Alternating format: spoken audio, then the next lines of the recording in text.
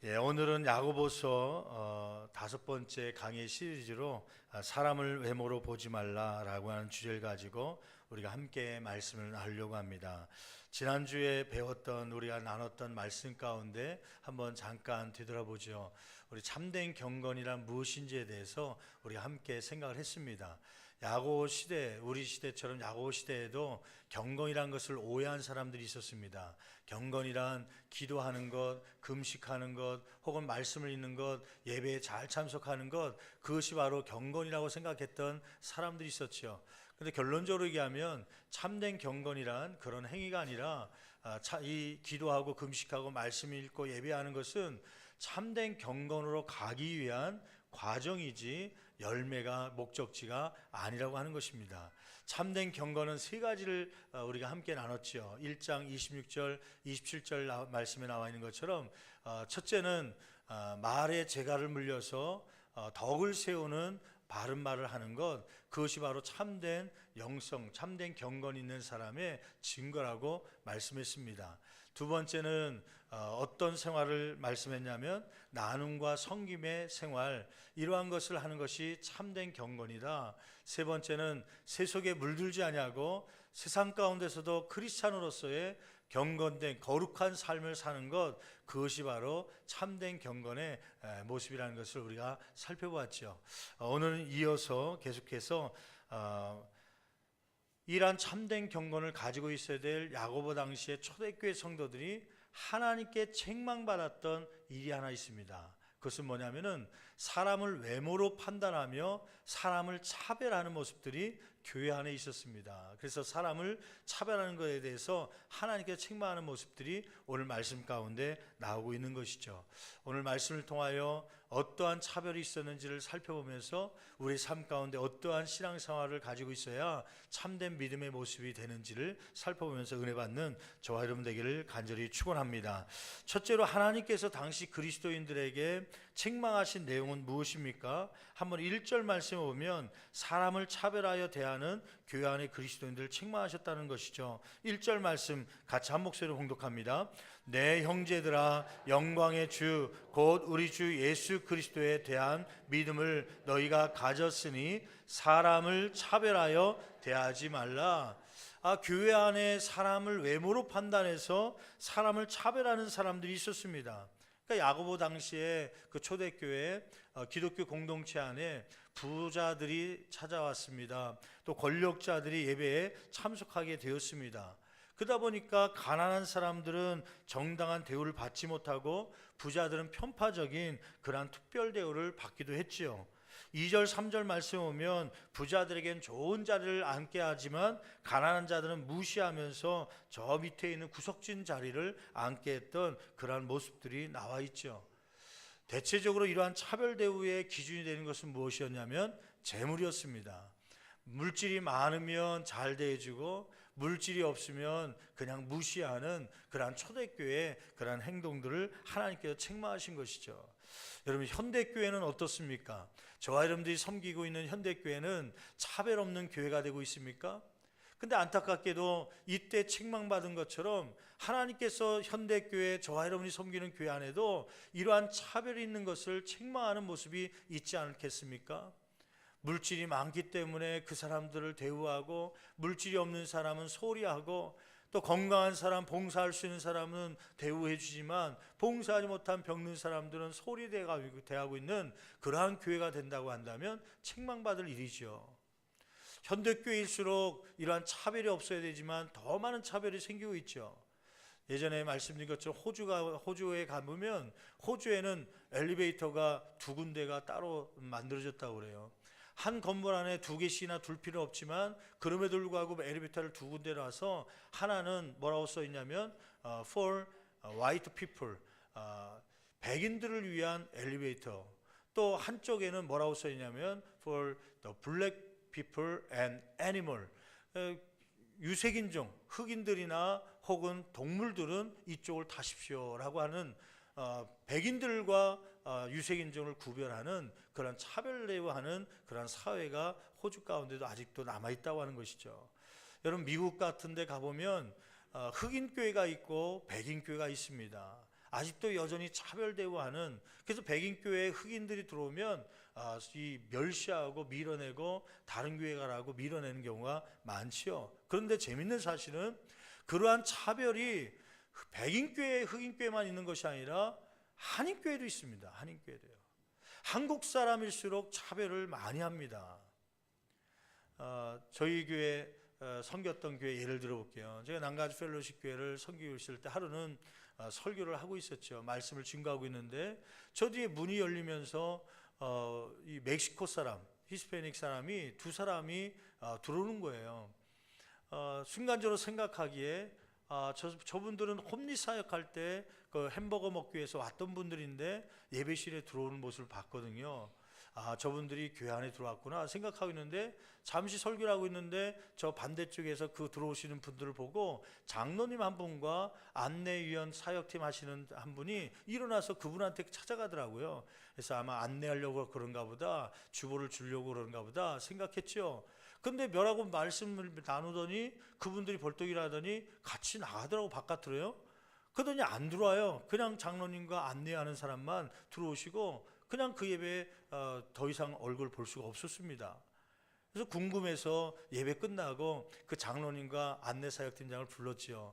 장로님, 아까 멕시코 사람들 그 홈리 사역할 때 봤던 분들이 들어왔었는데 왜 들어오신 거예요? 근데 또 왜 나가신 거예요? 물어봤더니 자초지경을 얘기하는 거예요. 목사님, 그분들이 햄버거를 먹으면서 은혜를 받고 찬양하다 은혜를 받고 가라고 그랬는데 한인교회 예배 드리는데 한인교회 예배에 들어가서 자기들이 은혜 받고 싶다고 들어왔답니다. 그런데 왜 들어왔는데 그냥 나갔나요? 그랬더니 저희가 내보냈습니다 그러는 거예요. 왜요? 그랬더니 아니, 우리 한인들 예배하는데 멕시코 사람들이 들리지도 않을 텐데 괜히 들어온 것 같아서 방해될 것 같아서 내보냈습니다 그러는 거예요. 아니, 술 먹고 들어와서 행패 부는 것도 아니고 조용하게 은혜 받기 위해서 왔는데 내보냈다는 것이 이상하게 여겨진 거죠. 아니, 장로님 왜 보냈습니까? 우리 한인이 아니어서 보냈다는 거예요. 여러분, 교회 안에는 주님을 사랑하기로 또 예배하기로 작정된 사람들이 교회 안에 들어올 때는 어느 누구든지 그분들이 예배 드릴 수 있도록 받아들일 수 있는 보편적인 교회가 되어야 될 줄 믿습니다. 어떤 특정한 사람들만 받는 교회가 되어서는 안 되지요. 만약에 필리핀 사람이 와서 예배드리건 혹은 중국 사람이 예배드리건 베트남 사람이 예배드리건 외국 분들이 와서 예배드리려고 할 때 그들을 위해서 자리를 양보해 줄 수 있는 그러한 교회가 저와 여러분 되기를 간절히 축원합니다. 당연히 받아야 되는 보편적인 교회가 돼야 된다, 모든 사람을 위한 교회가 돼야 되는 거 알면서도 근데 실제 들어가면요 그러지 못할 경우가 참 많아요. 어떤 미국 목사님이 목회를 하면서 한 300명 정도의 성도가 되었다는 것이에요. 300명 정도의 성도가 돼서 부흥하고 있는데 이 목사님이 기도하는 가운데 주변에 홈리스들, 집이 없어서 노숙하는 분들이 많다는 것을 알게 되었고, 그래서 교회가 이 노숙자들을 위해서 사역하자, 그래서 노숙자들을 교회 안에 불러다가 음식을 대접하면서 예배에 들어오길 원하는 사람들이 있어서 들어오게 했다는 거예요. 그래서 노숙자들이 10명, 50명, 100명 막 들어오기 시작했죠. 근데 재밌는 사실은 노숙자들, 홈리스들이 100명, 200명 넘쳐날 때마다 그 인원만큼 그 교회의 일반 성도들이 교회를 떠나더래요.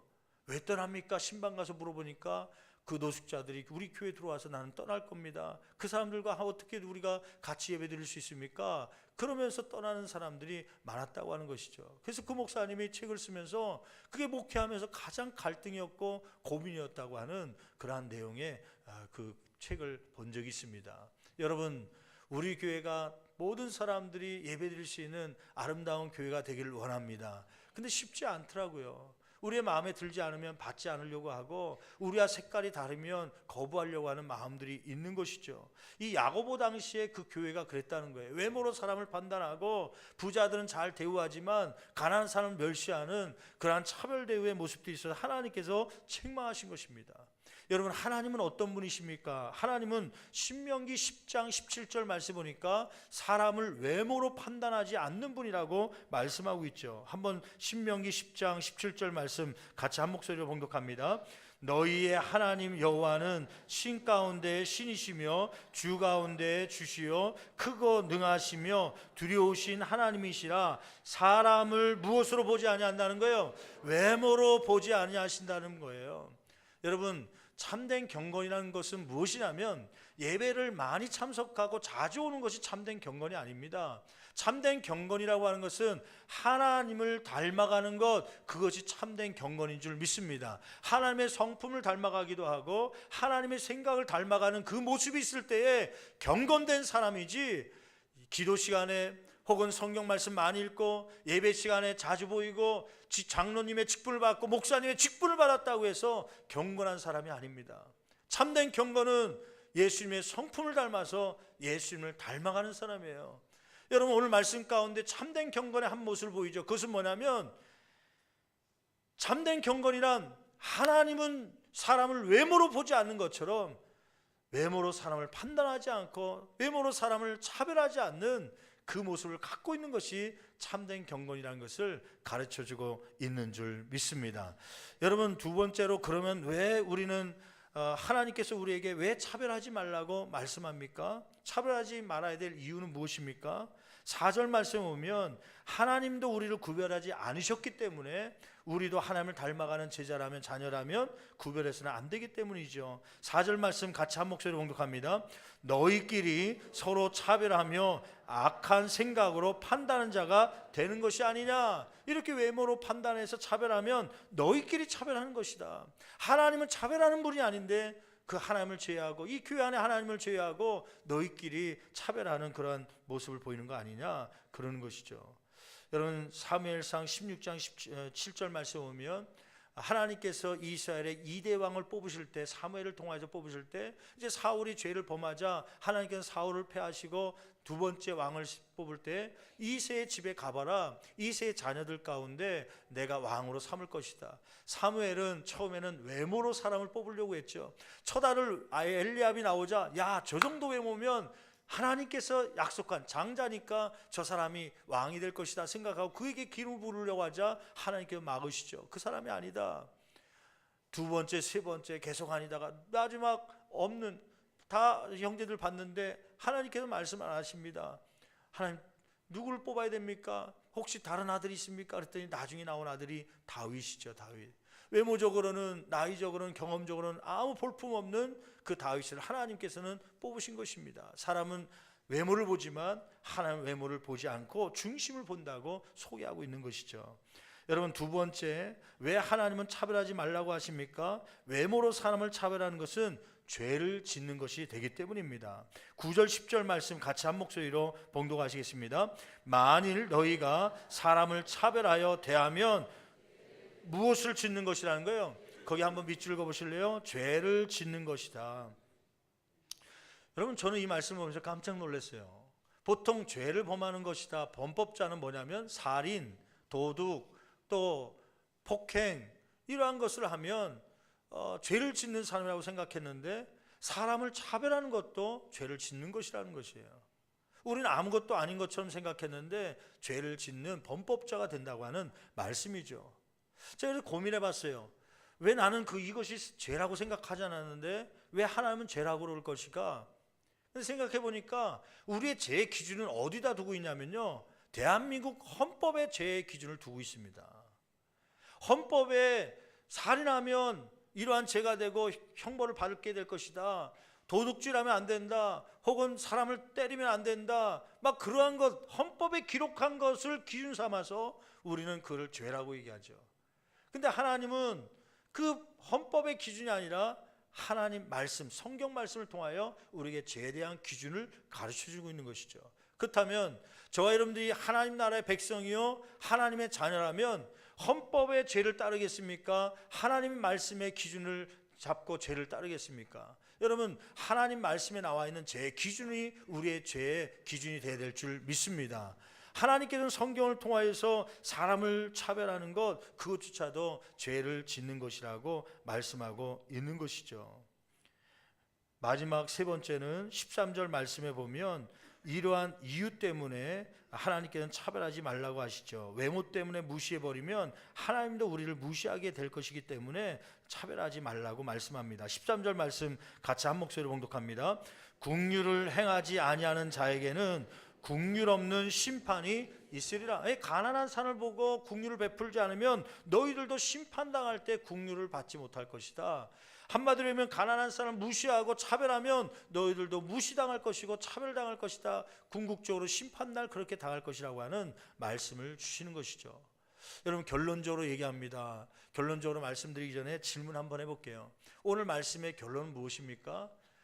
가난한 사람을 뭐 하라는 거예요? 차별하지 말라는 거예요.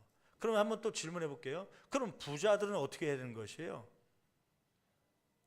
여러분, 이 결론을 대하면서 오해가 있을 수 있어요. 어떤 오해냐면, 하나님은 가난한 사람을 무시하지 말고 차별하지 말라는 것이고 오히려 부자들은 멸시하라는 것인가? 맞습니까? 아니요.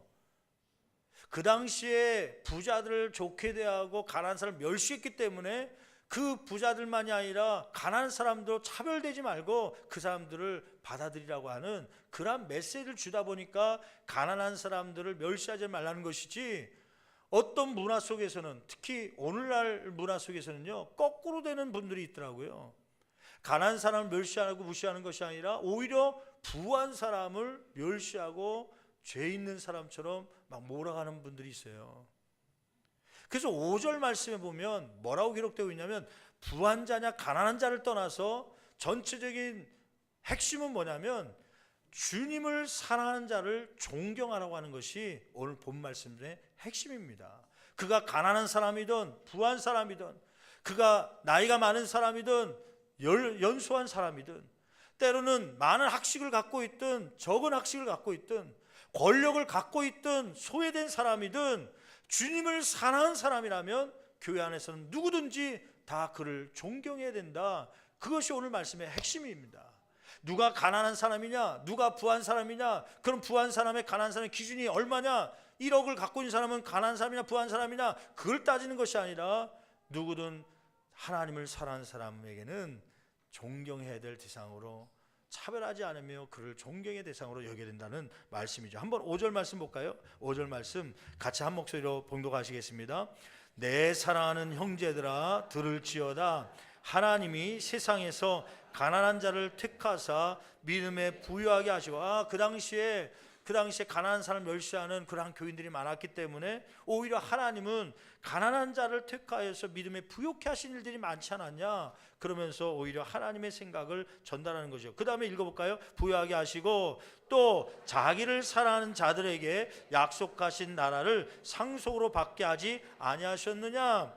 거기에서 가난한 자와 동일하게 소개되고 있는 것이 뭐냐면 자기를 사랑하는 자들입니다. 다른 말로 얘기하면 가난한 자의 다른 말은 뭐냐면 그 가난한 자 중에 자기를 사랑, 곧 하나님을 사랑하는 자는 하나님의 나라, 약속한 나라를 상속하게 될 것이라고 하는 말씀이죠. 결론적으로 얘기하면 누가 가난한 사람이고 누가 부한 사람을 떠나서 하나님을 사랑하는 사람이 있으면 그 사람은 하나님 앞에 존경받을 뿐만 아니라 너희들 가운데도 서로 존경해야 된다고 하는 귀한 말씀이죠.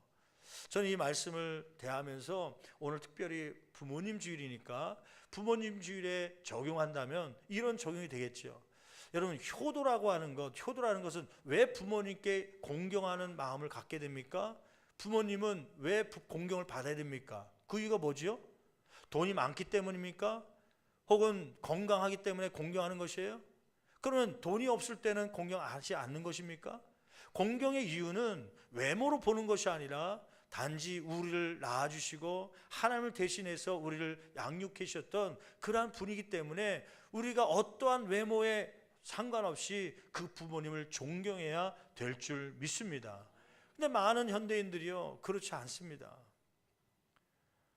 지난번에 신방 가는데 어떤 권사님들이 그런 얘기해요. 이제 저는 옆에 있는데 집사님 권사님들이 얘기하면서 요즘에 100세 시대고 120세 세대이기 때문에 절대 자녀가 달라고 해도 재산을 물려주면 안 된다. 물려주면 안 된다. 준 이후에 곧바로 공경하는 마음이 없어지기 때문에요. 그래서 그런 사람들이 종종 주변에 많다는 거예요.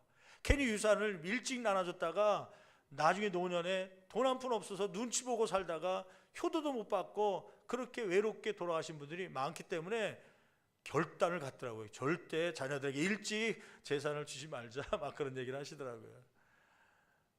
요즘에는 건강한 부모님들 서로 보시려고 그러죠. 어머니 왜 거기 이 형님 댁에만 계십니까? 저희 집에도 오셔야 되지 않습니까?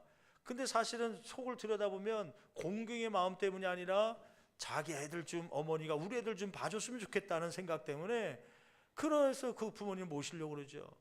그러다가 건강을 잃어버리고 활동력이 없어지고 관절염이 생기고 신경통이 와서 야, 나 너희 애들 못 보겠다 그러면 그 부모님 왜 우리 집에만 있습니까? 저 동생네 좀 가보십시오. 그래서 부모님을 막 이쪽 저쪽으로 내보내는 그러한 자녀 세대가 얼마나 많습니까? 여러분, 교회 안에서만 외모로 판단하고 차별하는 것이 아니라 그 가정 안에서, 하나님께서는 가정 안에서도 외모로 사람을 판단하지 말고 그 주님을 사랑하는 그러한 사람들, 또 당연히 공경을 받아야 할 분들을 공경하고 사랑해야 된다고 하는, 존경해야 된다는 그러한 말씀인 줄 믿습니다. 지난 한 주간 지나오면서 저는 존경스러운 분들이 많이 있더라고요. 오늘 말씀 가운데 자기를 사랑하는 자를, 하나님을 사랑하는 자를 존경하라고 하는 말씀인데, 지난 주간에 그 운동회를 우리가 5월 5일 날 목요일 날 갔는데 아침 9시부터 이제 저녁 한 5시 반까지 했습니다. 뭐 축구도 하기도 하고 족구도 하기도, 배구도 하기도 하고, 또 공 굴리기도 하기도 하고, 개주도, 뭐 장애울 경기, 부부 게임, 뭐 줄다리기. 근데요, 매년마다 느끼는 것이지만 그 경기를 하는데 한 번도 출전하지 않음에도 불구하고 끝까지 남아 계신 분들이 있더라고요. 70세, 80대 돼서 머리가 하얗게 되셔서 관절염이 오고 이제는 힘도 없으셔가고 지팡이 짚고 뛸 수도 없고 걸어갈 수도 없기 때문에 부자연스러워서 다칠까 봐 그냥 시멘트 바닥에 그렇게 앉아서 7시간, 9시간을 응원하면서 있는 그러한 권사님, 집사님들, 평신도들 보면서요, 제가 얼마나 마음이 뜨거워지고 존경스러워지는지요. 아, 저것이 하나님을 사랑하는 모습 때문이다. 그분들이 무슨 운동을 좋아해서 나왔겠습니까? 그분들이 무슨 뭐 1,000원짜리 상품 받기 위해서 나왔겠습니까?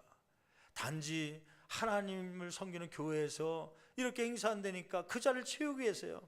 박수가 제대로 나오진 않지만 그래도 아이들이, 유치부 아이들이 뛰고 오면 야, 잘하더라 칭찬해주고 머리 한번 쓰다듬어주고, 뭐 응원하자 그러면 기도원 화이팅하고 여기서 화이팅하면서 그 자리에 앉아있는 것조차 그것으로 감사하고 있는 그 권사님들 보면서요, 막 존경심이 저절로 나오더라고요.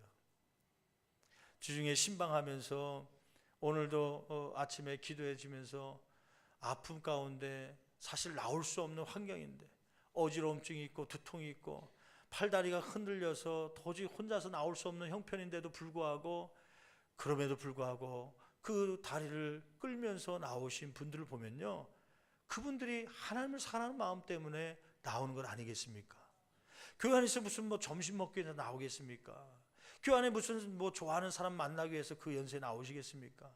단지 하나님 바라보고 하나님 만나기 위해서 그 사랑하는 마음 때문에 저는 다리를, 피가 통하지 않아서 신경통이 와서 통증 가운데 밤잠을 설친 모습이지만 그래도 주일이니까 나와서 예배드리겠다고 나오신 분들 보면요, 목회자로서 감동이 되기도 합니다.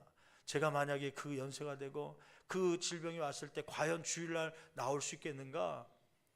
전 어느 때는요, 목회자니만 자신이 없습니다. 제가 담임 목사니까 그렇게 나와서 설교하죠. 만약에 평신도라면 진짜 그런 믿음이 있을까? 부끄러울 때가 종종 있죠. 지난주 주일 오후 예배가 마쳐지고 전화 한 통화가 왔습니다. 목사님 어디 계세요? 예, 지금 교회에 있는데요. 목사님 그러면 계속 계실 거예요? 예, 좀 정리하고 그러냐고, 좀 있을 건데요. 그랬더니 그러면 어디 가지 마시고 계세요. 그래서 있었더니 좀 한 30분 지나서 문을 두드리는 소리가 났어요. 문을 열어보니까 우리 집사님 한 분이 들어오신 거예요. 목사님, 그러면 뭘 가방에서 뭘 잔뜩 꺼내는데 신문지로 둘둘 마른 것이 막 나오더라고요. 이게 뭔가요?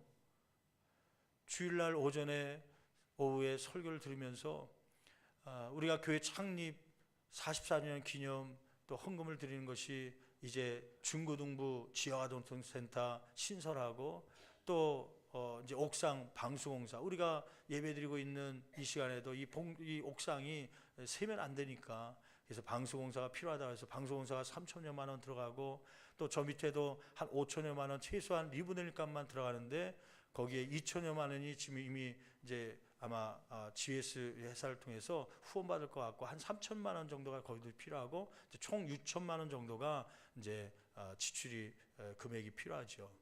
이제 그 말씀을 듣고 감동이 생겨왔고요. 지역아동센터, 이 중고등부 이 지역에 이 아이들 위해서 나도 동참하고 싶다는 마음 때문에 하나님께서 감동을 주셔서 헌금 드리고 싶어 갖고요. 그동안 남편이 반찬값 하라고 혹은 또 옷 사 입으라고 주신 것을 틈틈이 모아놨던 그러한 금액이 있었는데 그 가운데 500만 원을 아마 그 다 털어서 갖고 오신 것 같아요. 500만 원을 모아서 갖고 오신 거예요. 근데 이제 은행 기계에서 뽑으려 했더니 이게 5만 원권이 안 나오고 만 원짜리로 다 나와갖고 막 뭉탱이가 되니까 이것을 그냥 들고 오면 사람들이 보면 또 소매치기도 생기고 그러니까 사람들이 보지 못하도록 신문지로 이렇게 둘둘 말아서 그 뭉치를 갖고 오신 거예요. 목사님, 이 일에 내가 동참하고 싶은데 먼저 이 500만 원이 나에게 있어서 이것을 드립니다. 보니까 자녀들이 학교 다니고 중학교, 초등학교 다니고 고등학교 다니고 이제 학원비가 막 들어가야 되고 그러할 시기인데 여 집사님이 써야 될 일도 많은데 그런데도 불구하고 주님을 사랑한 마음 때문에요. 그게 금액이 크고 적은 걸 떠나서 주님을 사랑한 마음 때문에 드리고 싶은 마음에 그렇게 오신 집사님 보면서요. 제가 목회로서 많은 감동을 받기도 했습니다. 교회 안에서 이렇게 주님을 사랑하는 사람들을 존중해야 된다고 하는 그러한 말씀이 생각나세요. 어저께 낮에는 오전에 전화가 왔어요.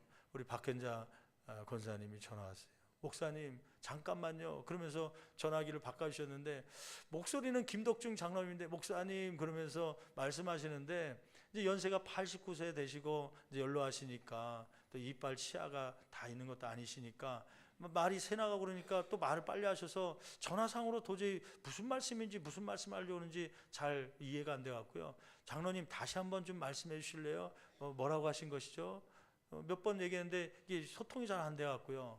근데 나중에 이제 박현자 권사님이 다시 봐주셨어요. 목사님, 아버님이 목사님 뵙기를 원해서 뵈려고 그러는데 언제 찾아가면 되겠습니까? 오전엔 제가 주부하고 여러 가지 사역하니까 한 오후 3시 정도면 여유가 생기겠네요. 제가 또 점심에 신방도 있고 갔다 오면 아마 3시 정도면 들어올 것 같습니다. 그러면 그때 뵙기로 하겠습니다. 그래서 전화 끊고 3시 됐더니 연락이 왔어요. 그리고 오셨다고 그래서 그럼 들어오십시오. 그러고서 이제 맞이했는데 장로님은 안 계시고 권사님만 오셨어요. 아니 김덕준 장로님은 어디 가신 거예요? 그랬더니 지금 한 달째 파킨슨병 한 4, 5년 전에 이제 질병이 오셔갖고 이게 파킨슨병이 뭐냐면 신경계통이 그 신경세포가 소멸되어 가는 그러니까 세포가 저절로 죽어가 어떤 이유 때문인지 죽어가는 그런 병 아닙니까? 감각이 없어지고 그런 거죠. 점점 손발부터 이 신경들이 죽어가면서 이제 나중에는 가슴까지 오게 되면 이제 생명이 위험하게 되는 그러한 질병이죠. 한 달 전부터 갑자기 질병이 와서 이제는 교회를 예전에는 혼자서라도 부축받고 오셨는데 팔다리를 못 움직이시니까 못 오신다고 해서 혼자 오셨다는 거예요. 그래서 뭘 갖고 오셨더라고요. 봉투 2개를 꺼내시더라고요. 김덕중 장로님께서 이제 시아버님이신데 며느님 되시는 이제 권사님 갖고 오신 거죠. 아버님이 이것들 꼭 목사님께 교회에다 드리기 위해서 목사님께 갖다 드리라고 보내왔습니다.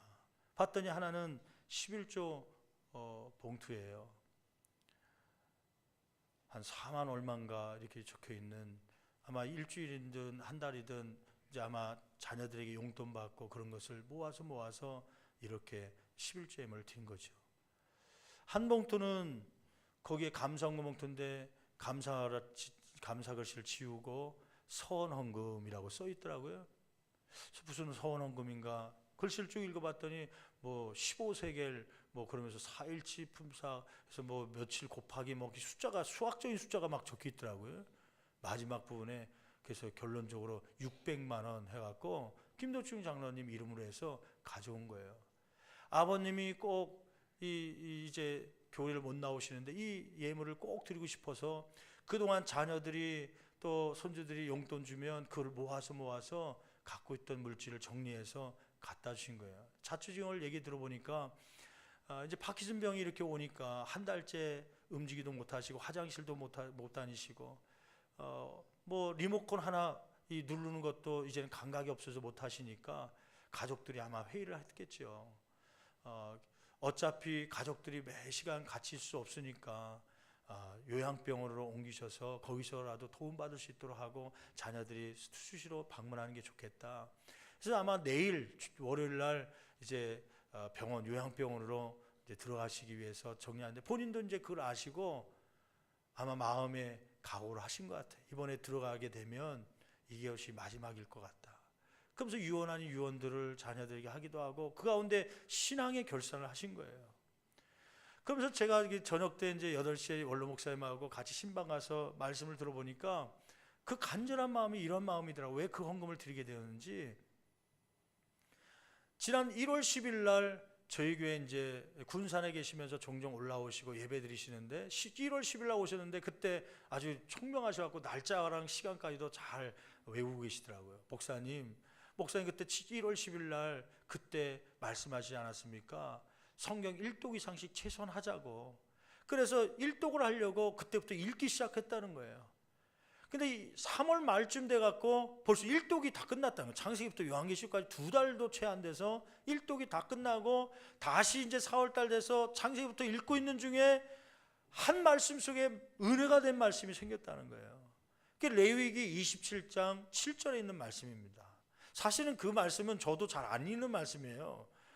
27장 무슨 말씀인가 하고 했더니 이게 헌금 봉투에 그게 써 있더라고요. 레위기 27장 7절 해갖고 1절부터 그 이하의 말씀이 뭐냐면 그 광야 생활하는 모세에게 하나님께 율법을 주시면서 만약에 성전에서 봉사하기를 원한다면 그러면 그 사람의 나이에 따라서 예물을 드려라, 선예물을 드려라, 그 내용이거든요. 더 구체적으로 얘기하면 성전에 봉사하기를 원했지만 레위 자손이 아닌 경우가 있거든요. 다른 지파 속에 속해 있어갖고 근데 레위 지파만 성전에서 일하게 돼 있거든요. 나도 성전에서 더 일하고 싶고 더 봉사하고 싶은데 근데 율법적으로 레위 자손만 일하기 때문에 나는 들어갈 수 없네요.